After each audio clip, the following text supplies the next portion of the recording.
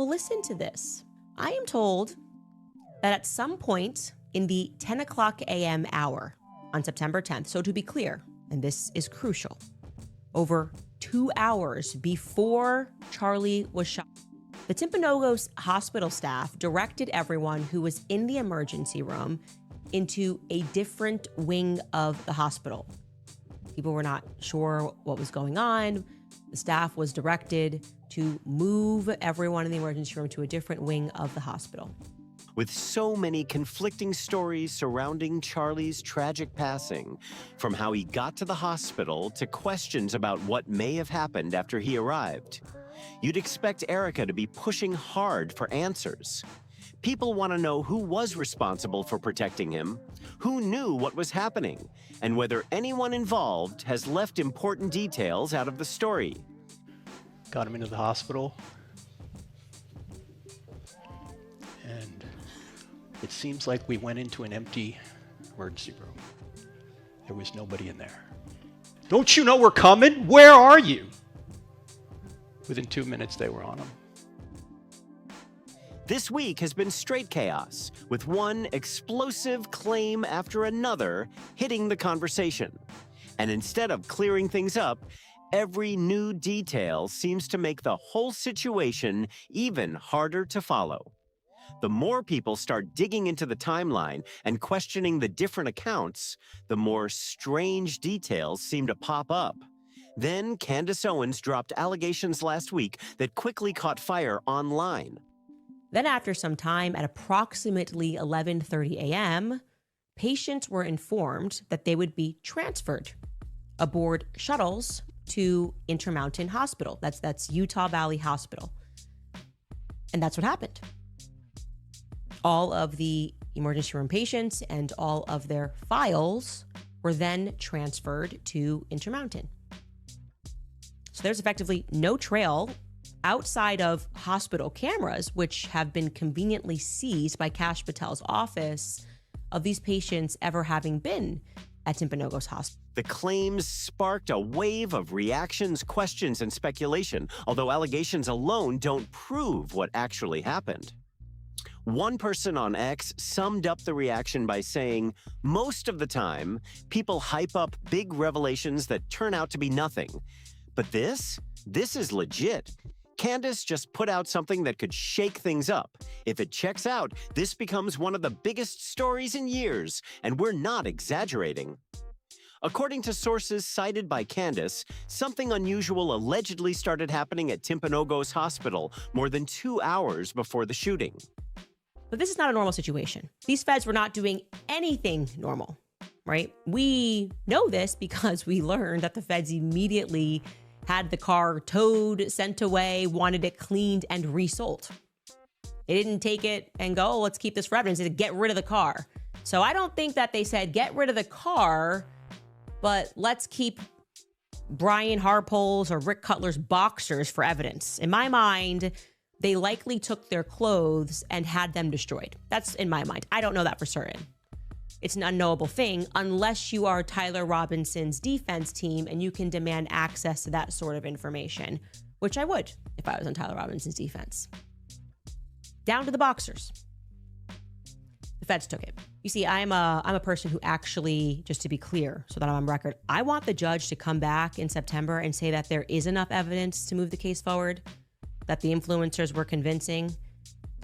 Me and Turning Point in that regard, we're kind of rooting for the same thing, but for different reasons. I personally just want to see how long they can keep this farce going.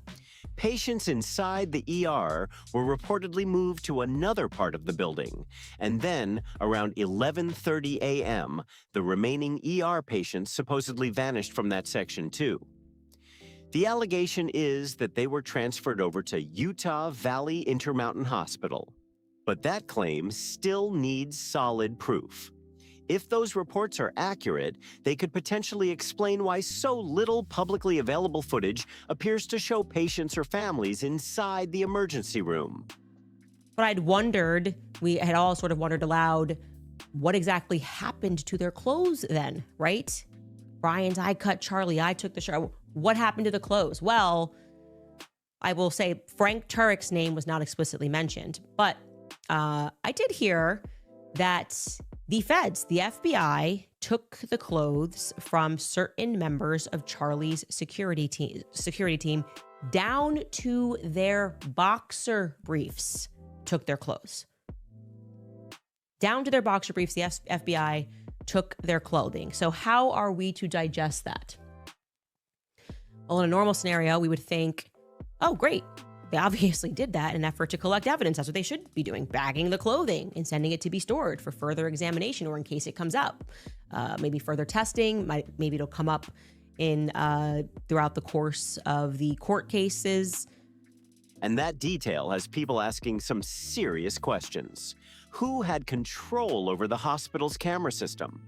Why hasn't the public seen footage clearly showing when Charlie arrived? What happened shortly before he got there? Or what took place afterward? Now the focus is shifting toward the hospital's internal records. Some critics believe emails, staff communications, and messages involving management and the bed control team could help establish whether any unusual instructions were actually issued. Until those records or other reliable evidence surface, though, these claims remain allegations, not confirmed facts. What makes this situation even more unusual is the apparent lack of bystander footage from inside the hospital. These days, whenever something major happens, somebody usually has a phone out, recording clips and posting them online within minutes. But in this case, there appears to be almost complete silence from inside the ER, and that has definitely caught people's attention. Hey guys, okay, so I've done some reporting on Timpanogos Hospital in the last week, and I know Project Constitution and Mia Stretch over on X have also done some reporting on Timpanogos. One of the things I reported on was that the CEO, Zenger, only became the CEO in August. He moved from another Mountain Star hospital. Also, one of his family members used to be the chairman of the board of Utah Valley University. And I reported on Spencer Cox, who had been flagged in an almost $1 billion CARES Act scandal, a portion of which involved Mountain Star Timpanogos, along with Nomi Health and Qualtrics. In fact, one of the founders of Qualtrics is the new chairman of the board of UVU and also chaired the Charlie Kirk Memorial. But the question that keeps coming up is, why did they choose to go to Timpanogos as opposed to the Intermountain Utah Valley Regional Hospital? Well, I have heard from some very legitimate sources within the Utah Valley Regional Hospital ecosystem. If these accounts are accurate, the big question is obvious. How could an emergency room area become nearly empty shortly before Charlie arrived? Frank Turek also said there were barely any people around when they reached the hospital. That detail stands out because emergency rooms are usually packed with patients, worried relatives, nurses, doctors, and staff constantly moving around. Of course, an unusually quiet ER doesn't prove anything shady happened, but when you put that reported emptiness next to the lack of public footage, it's easy to see why people are asking what was going on inside that hospital. And this is where the story starts looking even more questionable because Turek claims somebody had supposedly called ahead. According to the account being discussed, someone allegedly contacted the hospital, or possibly called 911, before they arrived. But if the hospital really did get advance warning that a seriously injured patient was coming, people online are asking one obvious question. Where was everybody when they pulled up? That detail has kicked off some serious discussion online. If staff knew an emergency patient was minutes away, why did it reportedly look like nobody was outside waiting to receive him? Now, that alone doesn't prove anything suspicious happened, and there could be a normal explanation. But it does make the timeline worth examining more closely. Utterly improbable ER scene that was depicted by Brian Harpole, where are the witnesses? Where are the witnesses, we wondered, to this middle-aged man jumping on a stretcher which he treated himself to. Treat yourself, take a stretcher on your own if you feel you're important enough. Then took out some scissors, who knows where he got those from, maybe from his bag, jumped onto the gunshot wound victim, cut a Freedom t-shirt in half to prep for a defibrillator that nobody mentioned to you while going back and forth with the surgical team about what drugs to give to Charlie. That clip can never be played enough, by the way. It's so far beyond ludicrous that we should take a listen to it again. We get to the hospital. Actually, we make it to the hospital through the traffic. We've got full wound pack in. We get out and we carry in to the door. Once we make it into the door, we see a gurney on the left-hand side. We put him on a gurney and then I wheel him into a room. I start giving the patient information to the staff there. I end up getting on top of him and cutting the shirt that he had on off, that white Freedom shirt. And so I cut it off so they could get to him so that... So I dug into standard emergency procedures to see what hospitals generally do when they're told in advance that a critically injured patient is headed their way. Based on standard emergency response procedures, if a hospital gets advance notice that a gunshot victim is being rushed in by private vehicle and could arrive within minutes, preparations would typically start right away. Depending on the information provided, the trauma team may be alerted, the trauma bay prepared, and staff positioned to receive the patient as fast as possible. The whole point is simple: get that critically injured patient into emergency care without wasting precious time. That doesn't necessarily mean doctors and nurses would be standing outside waiting at the entrance. But advance notification generally gives the receiving team a chance to get ready before the patient comes through those doors. Once a critically injured person reaches the emergency entrance, things can move extremely fast. Emergency staff are typically notified, while additional specialists may be called depending on the injuries reported. At the same time, the treatment area can be stocked with the equipment needed for immediate care. Every second can matter, which is exactly why advance warning can play such an important role in the response. Nurses, trauma specialists, and other hospital staff are generally positioned to jump into action without unnecessary delay. That's exactly why some people are questioning one detail from the public accounts. Brian Harpel reportedly appeared to grab a gurney himself and start helping Charlie before medical personnel were visibly involved. If that account is accurate, people naturally want to know what was happening during those first critical moments. I didn't articulate this to them, but I wanted to get that stuff off so they could put a defibrillator on him. And so, and then started talking about pushing drugs. And so I was back and forth with them on drugs and defibrillator. And so then, once you get that shirt cut off and moved out of the way, there's enough of medical professionals in there. And so I just want to get out of their way. And so got out of their way and walked out of the room and then stood outside the room and held guard on the outside door of the room so nobody else could come in there.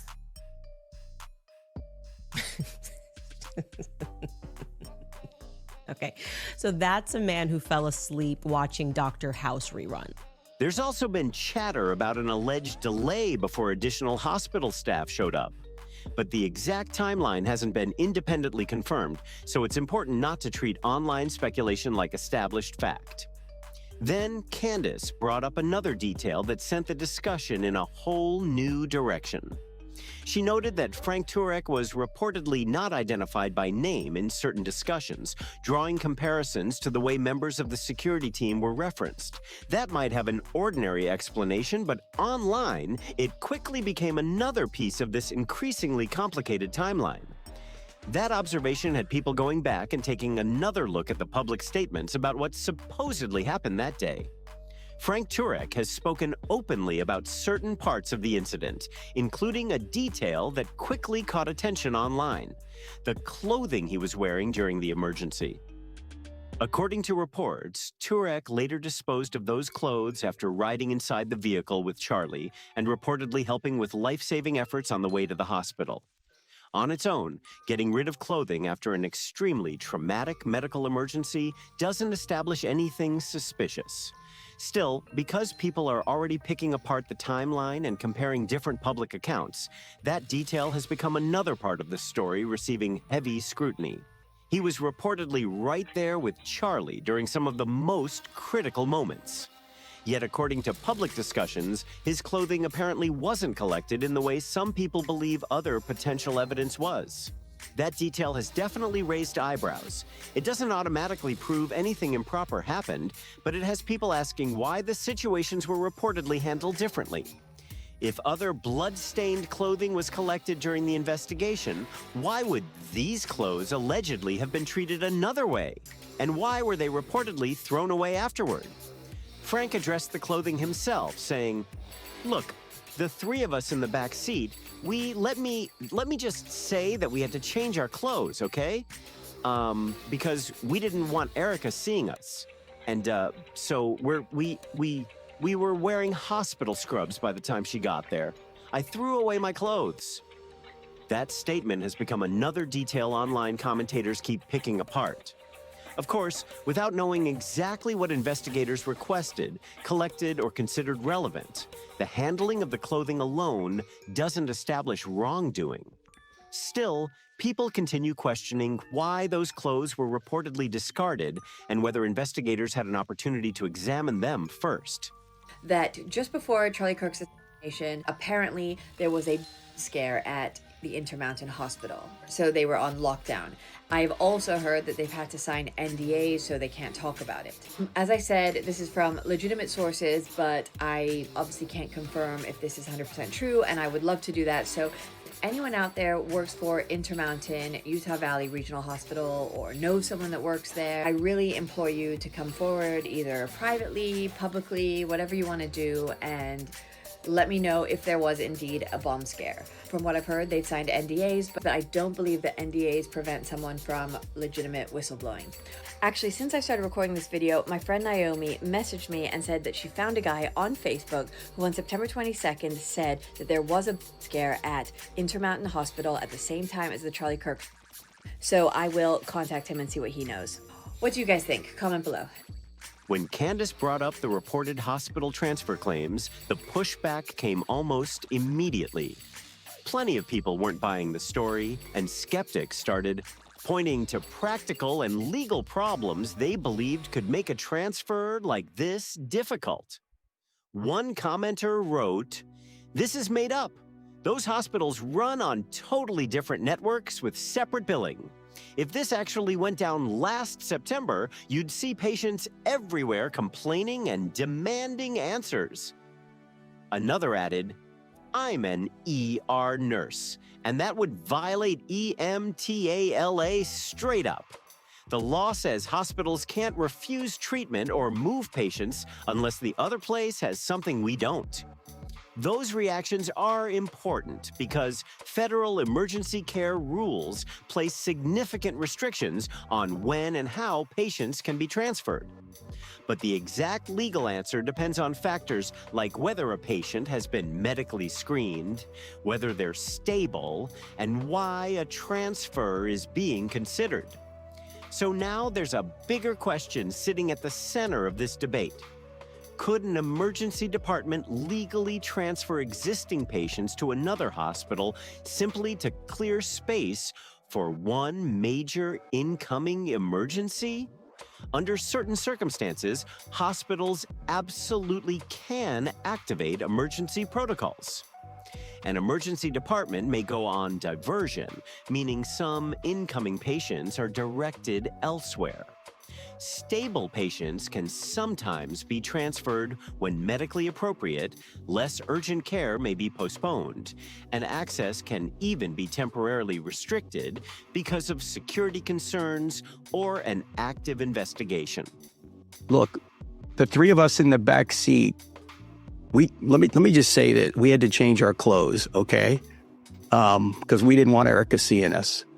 And so we were wearing hospital scrubs by the time she got there. I threw away my clothes. None of those measures by themselves would automatically signal anything shady. They're part of established emergency planning.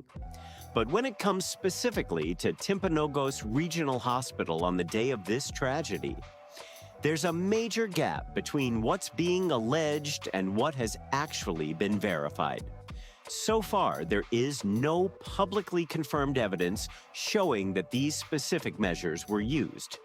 Candace cited unnamed sources claiming ER patients had been moved elsewhere, suggesting that this might explain why so few witnesses were reportedly inside the department. The problem is that those claims have not been publicly confirmed by the hospital, law enforcement, or another verified official source. So for now, they remain allegations rather than established facts.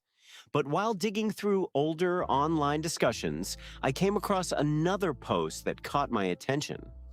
It came from a former user called the LF Lounge and dates back to February. The post asked, "Is this why he was sent to Timpanogos Regional?" I didn't articulate this to them. The post went even further, referencing an alleged bomb scare at Intermountain Health Utah Valley Regional around the same period. It also claimed that certain people involved had signed NDAs. But there's an important catch here.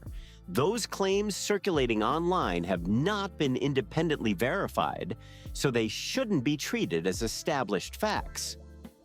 Then the story took another interesting turn. According to the account being shared, more information later came from a source identified as Naomi, who was described as an operations and security expert. She reportedly uncovered another detail that quickly grabbed people's attention and added a fresh layer of questions to the discussion. Now there's also a video making the rounds online connected to one particular claim. But this is where things need to stay careful.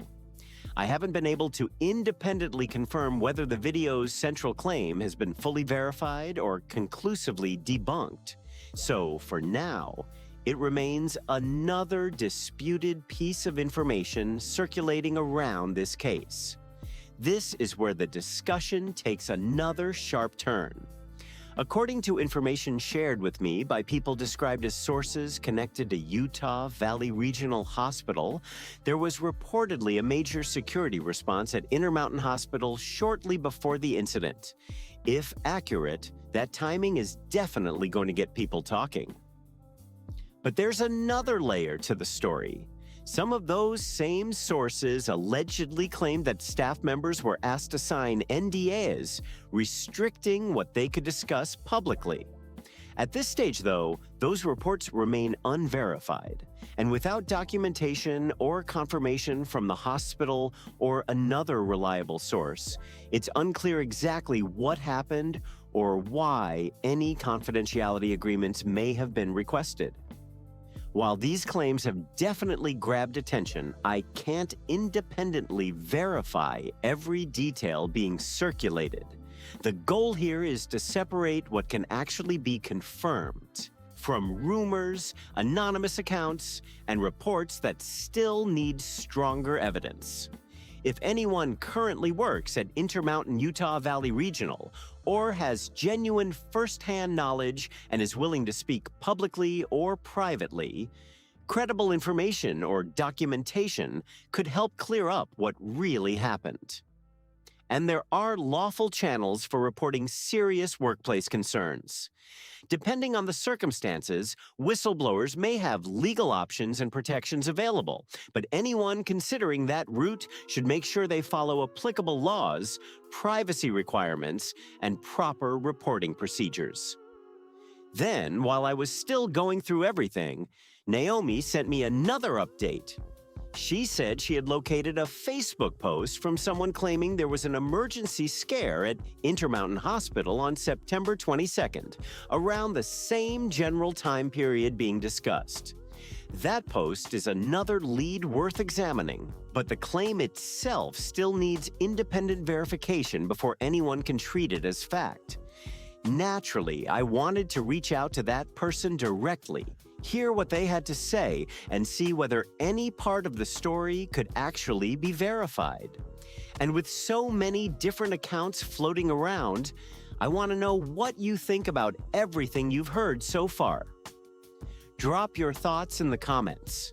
For people closely following this story, one thing is hard to miss. There are still a lot of unanswered questions. Sorting confirmed information from allegations, rumors, and online speculation has become a challenge of its own. But one detail that keeps coming back into the spotlight is Brian's public description of what reportedly happened after they reached the hospital. Candace recently referenced that account again, and it immediately reminded me of the strong reactions from medical professionals who weighed in online. One emergency room nurse sounded especially frustrated, writing, "ER nurse here. This story is so ridiculous. I was literally screaming at my screen." And that wasn't the only heated reaction. Another person added, "The image of someone just grabbing a gurney and pushing it into a random room, then everyone jumping on the guy, ripping his shirt off, shouting orders about meds, that's insulting. It's like they think we're all dumb." Then a different person identifying themselves as a nurse commented, "Yeah, as a nurse, I've definitely seen," before the message suddenly cut off. Many readers took these comments as direct criticism of the way the hospital scene had been publicly described, especially the details involving the gurney, treatment room, and how staff supposedly responded. But there's an important line here. Comments from people online, even those claiming medical experience, don't prove what actually happened in this specific case. Still, after going through response after response from people identifying themselves as ER workers, I noticed one common theme appearing again and again. Several people identifying themselves as medical workers said the scenario being described simply wouldn't match the protocols used at their hospitals. Their point was that major emergency responses are generally structured, coordinated, and handled through established procedures rather than unfolding in the loose way some public accounts have suggested. Then another topic surfaced during last night's discussion and quickly caught attention. It involved the wife of the medical examiner associated with the autopsy process.